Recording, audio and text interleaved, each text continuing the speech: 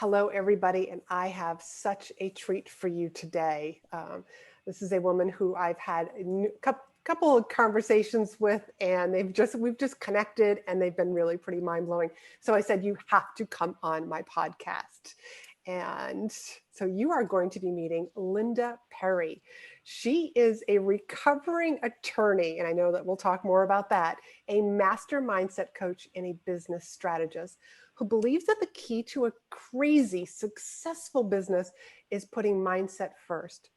Linda works with growth stage entrepreneurs and helps them turn down the noise of their head trash and tune into the signals of their business and find greater success. Instead of believing that mindset is a luxury or something that you'll deal with when you're finally successful, Linda shows her clients how to use mindset to create greater advantage and be more intentional about their business. She has literally helped hundreds of clients give up their most limiting beliefs and adopt an empowering mindset through her Mindset First framework. She does this in groups and also private one-on-one coaching programs. And she has a wonderful podcast called Mindset First Podcast, a must listen to. Linda, welcome, welcome, welcome. Thank you. I'm so excited to be here to connect with you again, to connect with your audience. So thank you for having me. Thank you. So a question just to kind of like get us started that you're probably not expecting, but what is something that you are super proud of? Oh, wow. That's a great question. There's a lot of things I'm super proud of. I think in the business world, I am super proud of the fact that I didn't stay with something that just because I had invested time, money, energy, years into it. And then I really chose to go on a journey of finding what was really my own purpose. And, I had this conversation with my son last night, who's 18, and I said, there's not necessarily one purpose in life, so I don't want you to get stuck there ever.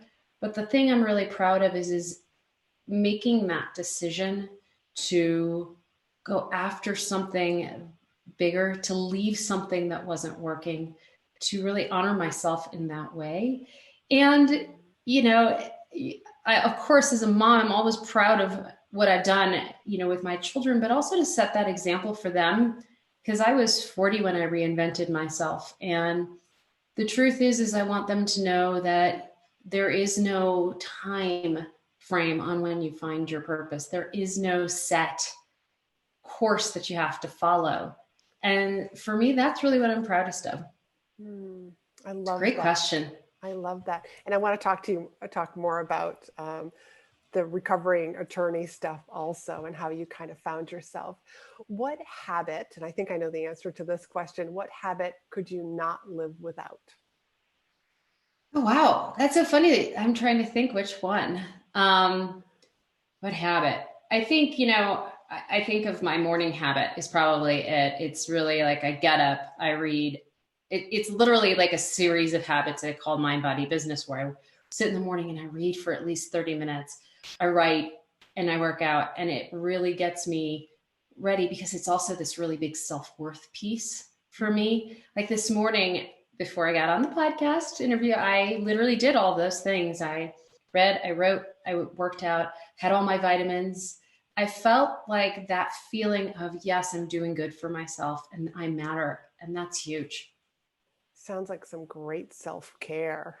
Yeah. Before you start caring for your business or for others. It's huge. It's something that I talk about all the time, that I think it's such a difference, because I can remember the mornings that I used to start and dive in and just work, check my emails, go into responding to people, helping, and using that time even to write, but for clients or for people. And it just drained me. And I couldn't produce what I wanted to. So it's definitely a habit that is non-negotiable. Yeah, I love that. It's non-negotiable. And there's some crazy stat. I can't remember the percentage off the top of my head, but it's pretty up there about the people that the first thing they do in the morning is check their email. They pick up their phone. And I always look at, like, if I look at my email, I'm like, all of a sudden putting out fires for somebody else instead of taking care of myself. Was that something that you've always done, or is that something like in the reinventing yourself in the past 10 or so years that you would say like, that's, yeah, that was part of my self-care, my practice? Yeah, I got to say that it was really part of that reinvention. It was really part of learning how to put myself first. I come from a family where, my parents were doctors, so everybody always else came first. My mother got phone calls in the middle of the night and had to take care of people. And for me, I learned hard work was the way of life. And I learned that you have to be there for everybody at all times a day, especially, as a lawyer. I was a criminal defense attorney, and you have to respond to people because almost like in a physician's seat, it is life or death. But I took it to the next level, right? So that even things that weren't life or death, I was responding to first thing. And it was really like, it drained so much of me. I was angry all the time and I couldn't figure out why. I was exhausted. I was short with my children. I just didn't have that as my priority. And I thought, to be honest, that if I did that, that it was completely selfish if I did that. If I took time for me, then it would be selfish. And I had to really reprogram my thinking around this. And I will tell you, I still struggle. Somebody asked me the other day, can't you fit in a morning meeting with me? And they're 2 hours ahead, and their morning would have been my 7 a.m. when I take care of myself. And I said no. And I could feel how hard it still was to say no to somebody. But the truth is that I would only show up resentful. I would not show up being able to be my best self. And I said no, and I kept my boundary. And so it's something I've really had to learn. And I always encourage people, it's okay to take this. And it didn't, it was little by little. It was like, first I'm going to read, then I'm going to add some writing. And then, okay, I can still work out even if I've done all of that. So take some time.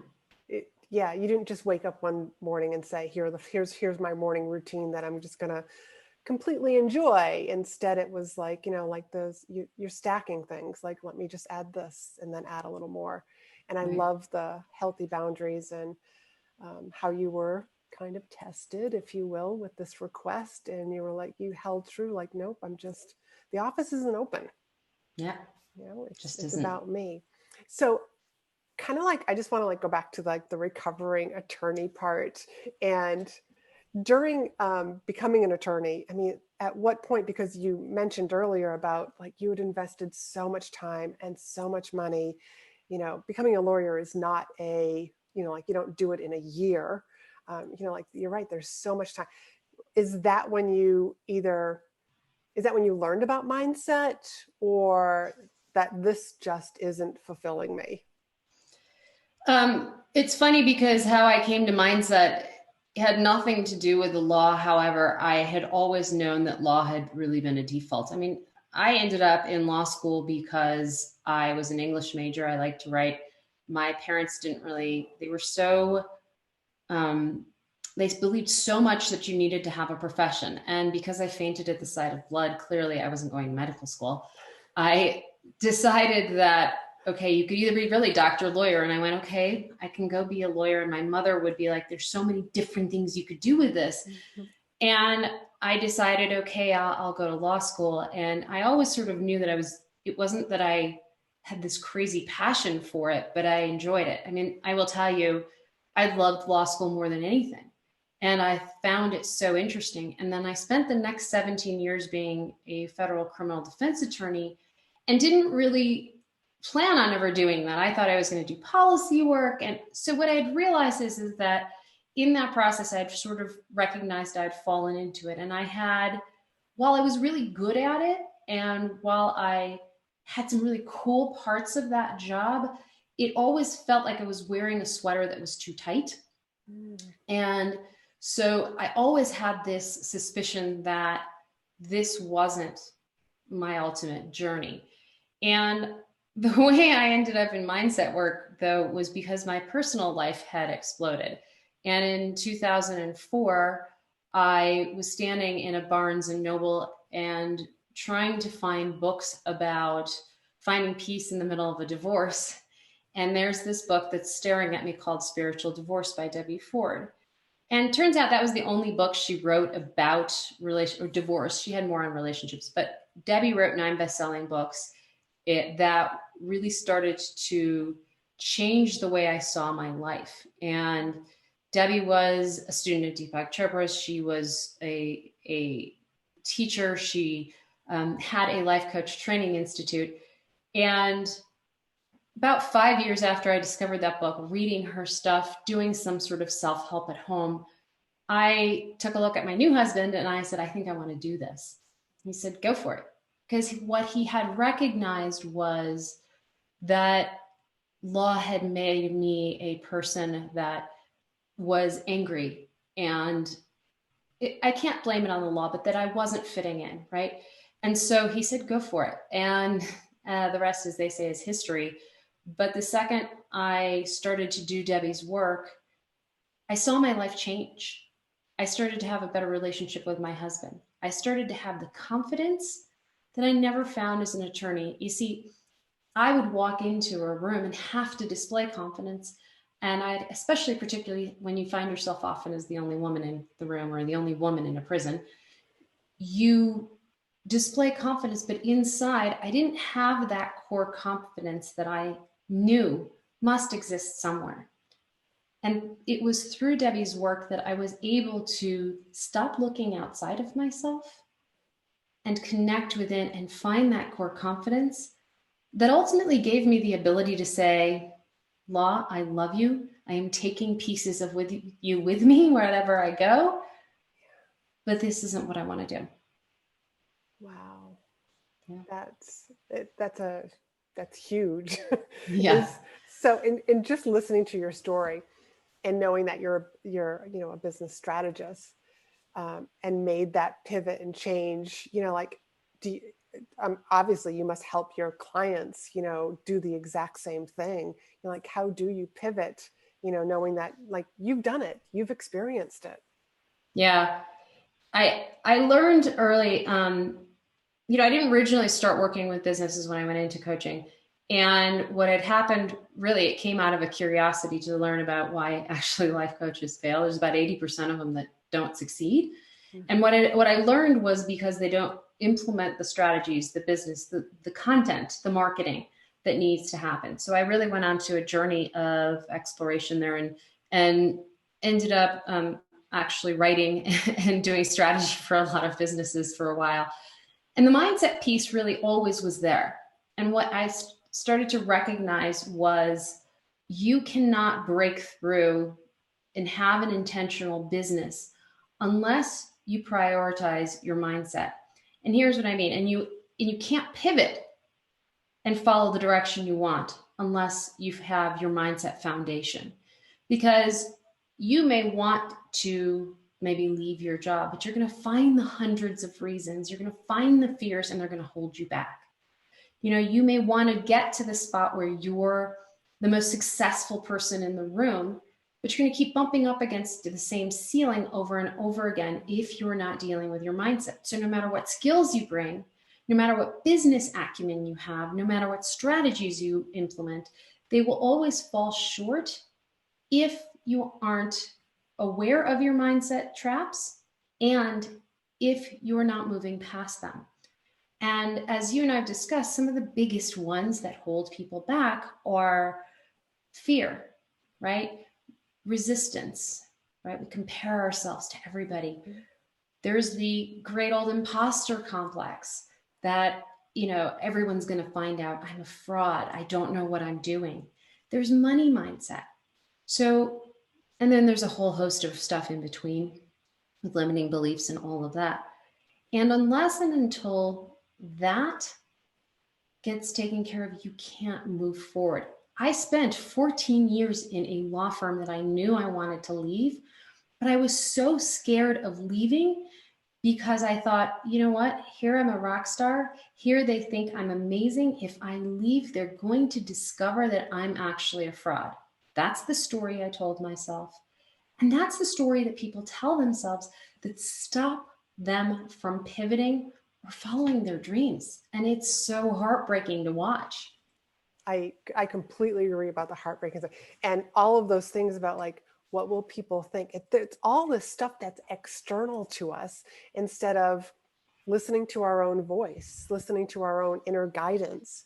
It's just like you said, like people will find out that I'm a fraud, you know, and in your case, it was like, I had to stay here to maintain this rock star status instead of, but I'm being pulled in another direction. What Yeah, actually did it for you then? Like, I mean, like, how did you come up with enough courage to say, hey, I'm done? it took several years.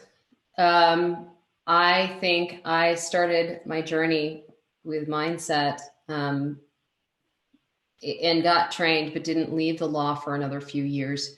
And I think there's a number of reasons that we hold on, or how do you make that transition? For me, the biggest thing was believing that I could succeed in something else, believing so much in what I was doing that I could actually take that step.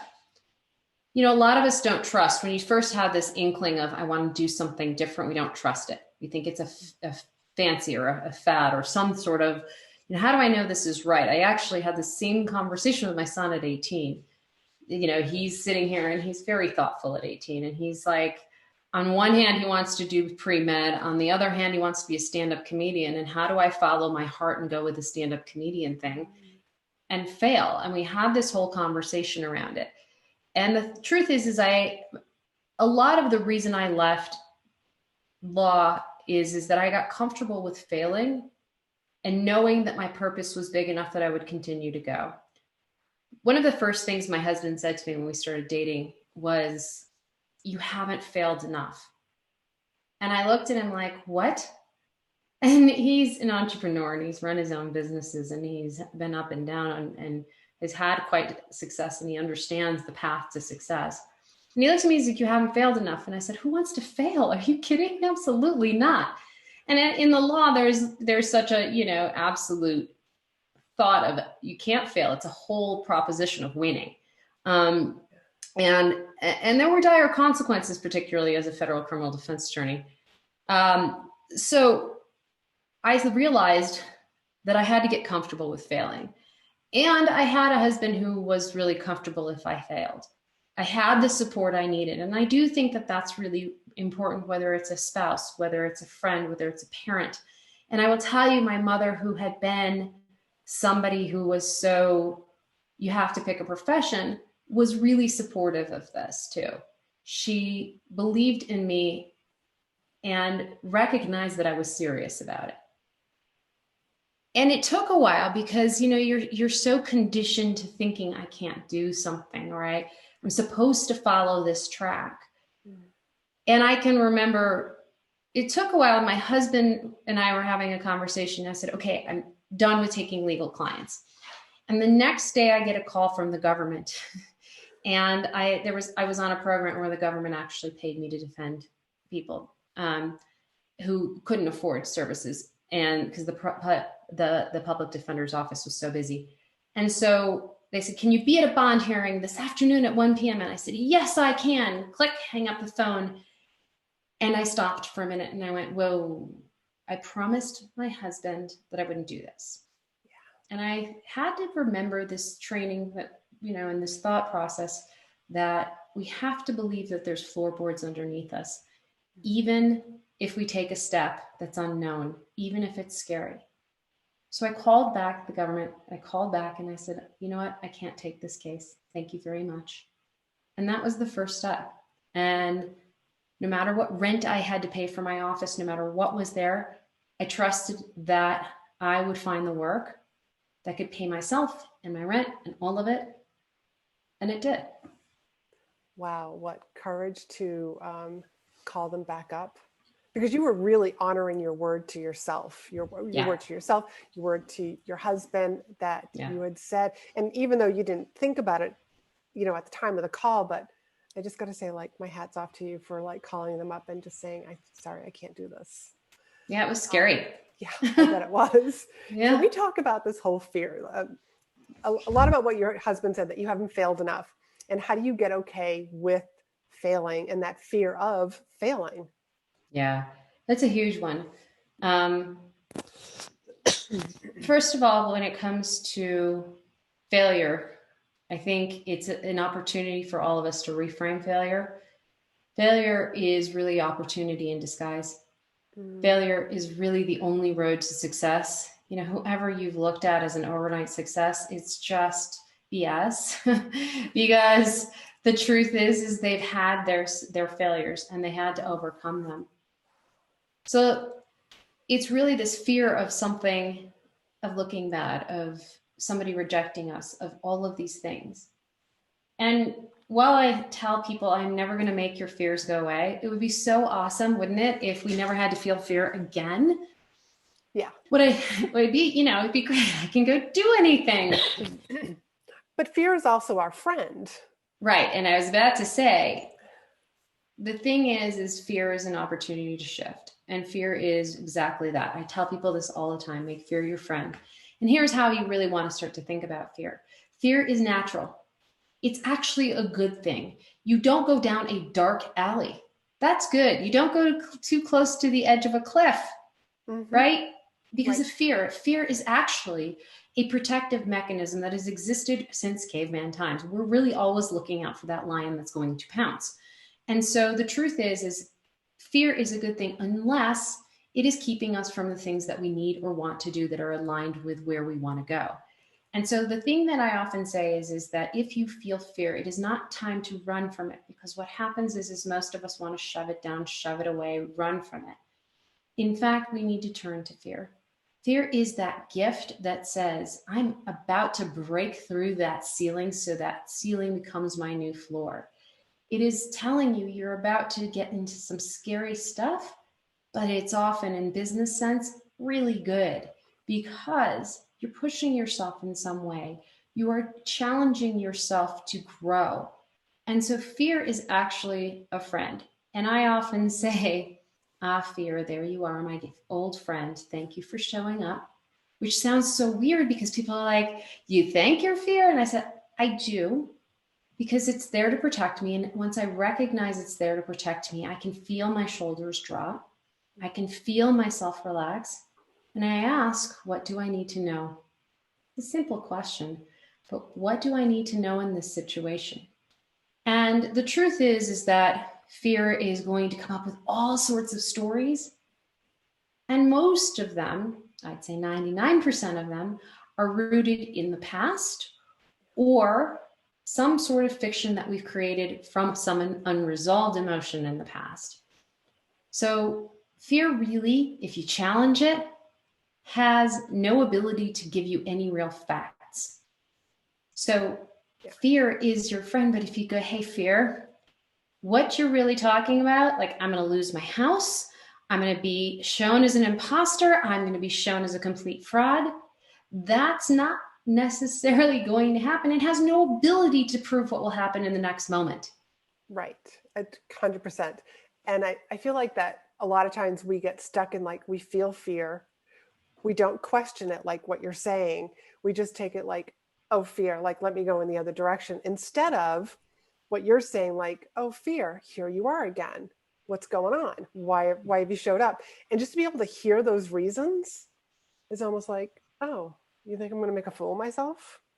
Like, it's almost like I call it like coaching yourself, but It it's to is. be able to hear those reasons and to realize how ridiculous they sound, or, okay, that's valid, but I'm still going to do this anyways. Right. And that last piece is super important, because we have to take action on what we know we want to do. So if you're afraid of being visible, it's putting yourself out. But I sort of want to put a really fine point on this. This isn't about white knuckling it through. The reason you listen to your fear is so that you understand sort of the source of your fear and how you can move forward. Mm-hmm. And it's really about saying, fear, I got this. I got this. I Mm-hmm. get you. You can come with me for the ride, but I got this. Oh, I love that. Come with me for the ride. Yeah. instead of being in the driver's seat, like get over in the passenger seat, but let's go.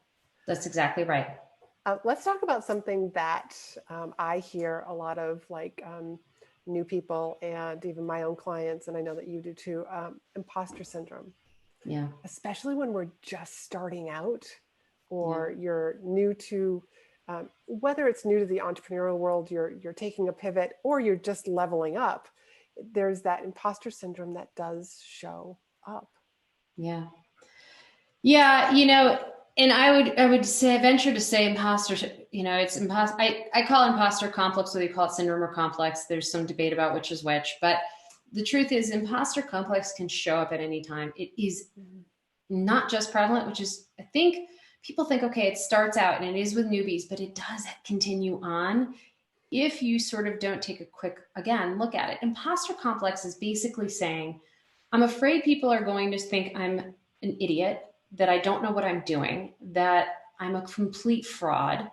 And it often is rooted in a limiting belief of I'm not enough. Mm-hmm. And so what I often say is, listen, imposter complex is like fear. We don't want to get rid of it, because I'll be honest, imposter complex has driven me to go learn things, to really hone my skills, to sharpen, what I know. It has made sure I don't go out there until I understand something. And that can be really good. And at the same time, there's hours lost to this. Like, I'm so afraid, and it can sabotage you with pricing. It can sabotage you with, you get a client that you think is above your sort of, where you've reached in your business, and you end up sabotaging the quality of your work. I have seen it show up in so many painful ways.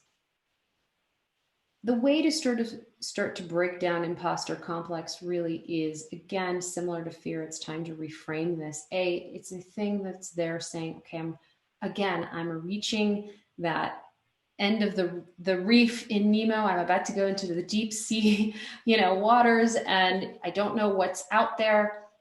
And I think it's just really, the way to start to work on that is to work on the not enough belief.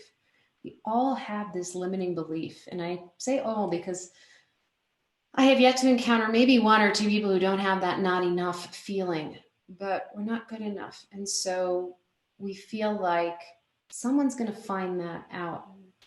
And the deep fear underneath, because again, we go back to the fear, is I'm not going to be loved. I'm not going to be part of the community. We need to belong. And that is true even in business, believe it or not. And so I think it is that whole piece of, let's shift not enough. And I do a lot of work around shifting limiting beliefs, but the truth is that work is invaluable, because if we can take not enough, and it doesn't have to be, I'm the greatest human being around, or I'm the greatest at whatever I do. It is shifting that to, I can do this, and giving yourself the space and time. The truth is imposter complex. It's that whole idea of between stimulus and response lies our power. And so we want to create more space so that we find our power, so that we're not feeding the imposter complex, but we're feeding our own enough.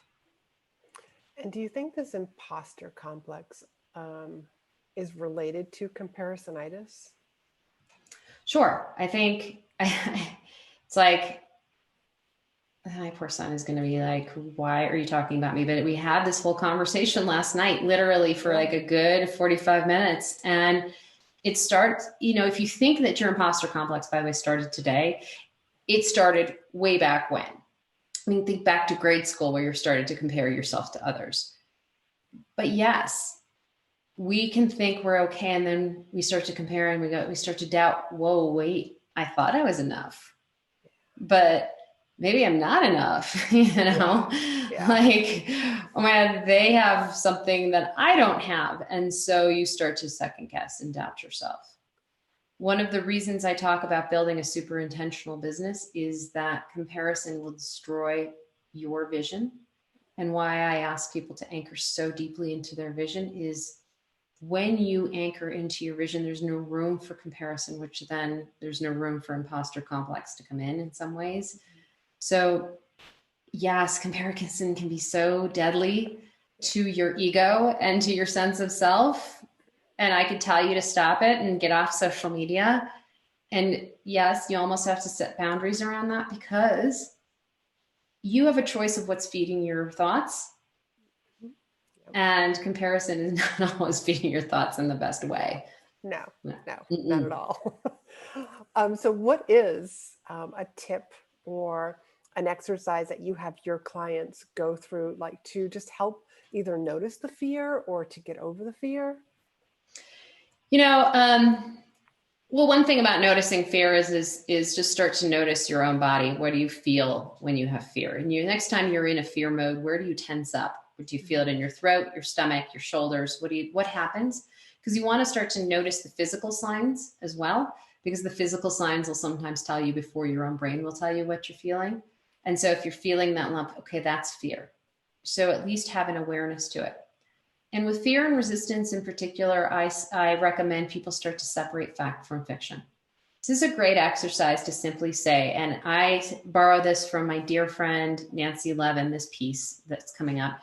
Nancy Levin is also an amazing author and coach, but she says, here's one of the tricks she uses to start to separate fact from fiction. And she says, write out, the story I tell myself is, the truth is. It may seem like a simple exercise, right? It's so great.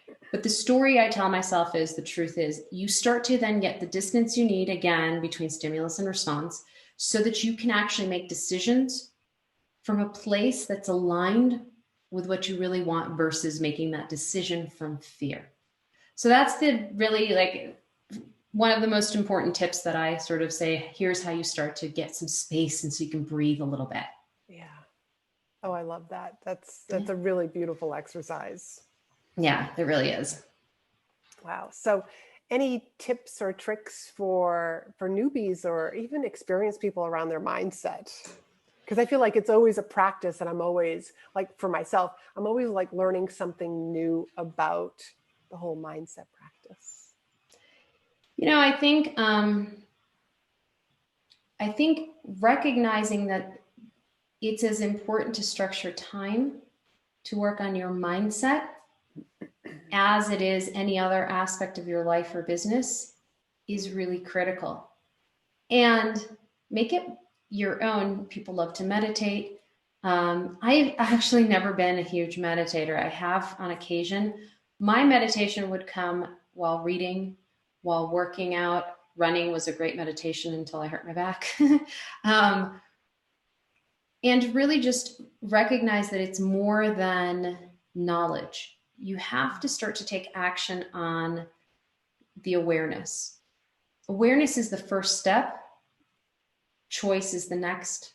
And you have to take new action to start to rewire your brain. These are neurological pathways that we are rewiring.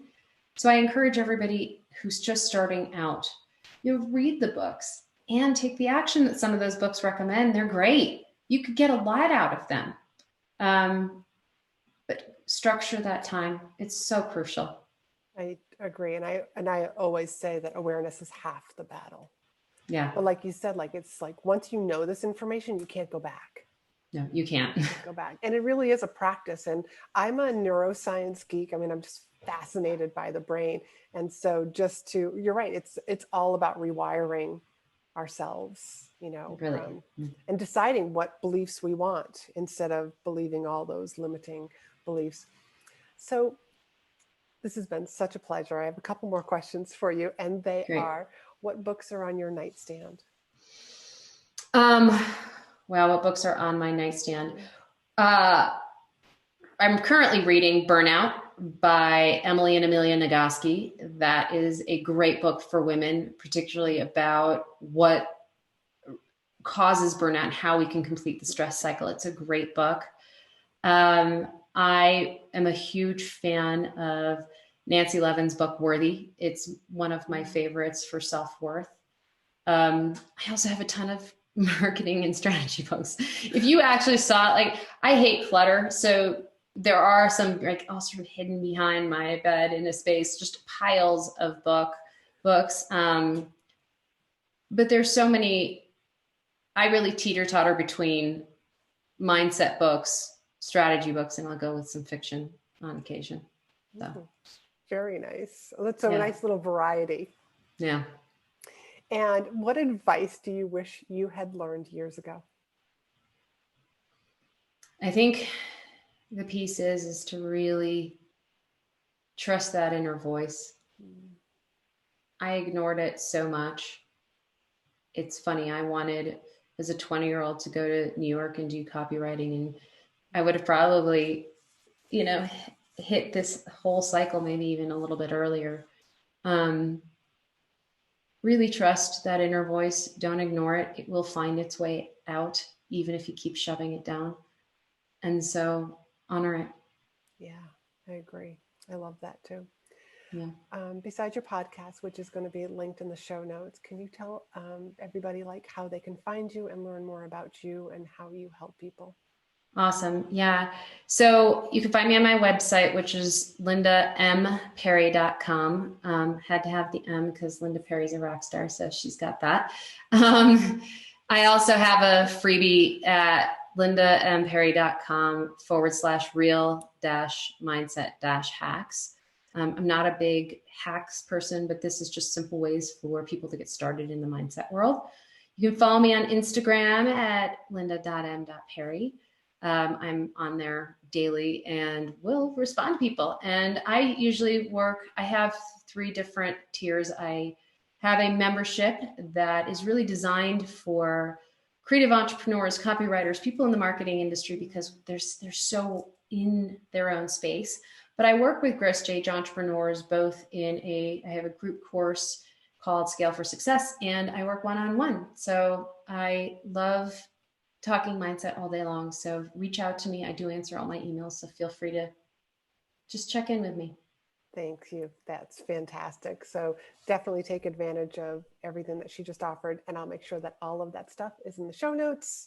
Until next time, see you later. So how was that? Wow, Linda Perry is a wealth of information, has had an amazing, just career path with starting off as an attorney and just like hearing that voice and taking years to leave, the industry of law.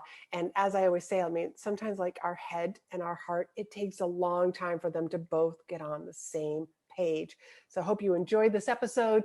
I will talk to you soon. Feel free to reach out, continue this conversation over in my Facebook group, Entrepreneurs Making an Impact, or over on Instagram.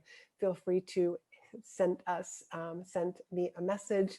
And just like Linda, I love hearing from you. What's important to you is important to me. I'll talk to you soon.